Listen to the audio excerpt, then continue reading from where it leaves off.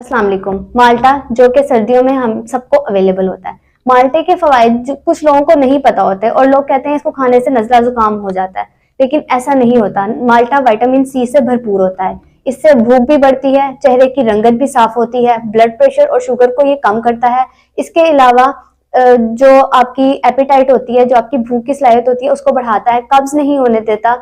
आपके दिल के लिए बहुत अच्छा हुआ। आपके अंदर खून के अंदर जो जहरीले मादे मौजूद होते हैं उनको भी खत्म करता है। खून के अंदर मौजूद गर्मी को खत्म करता है, जिगर की गर्मी को खत्म करता है, क्योंकि ये ठंडा होता है। और ये नजला जुकाम का सबब नहीं बनता, क्योंकि इसमें विटामिन सी होता है, जो कि नजला जुकाम के अंदर बहुत ज्यादा इंपॉर्टेंट होता है। गला भी खराब नहीं करता, खांसी के लिए भी बहुत अच्छा होता है। Thank you.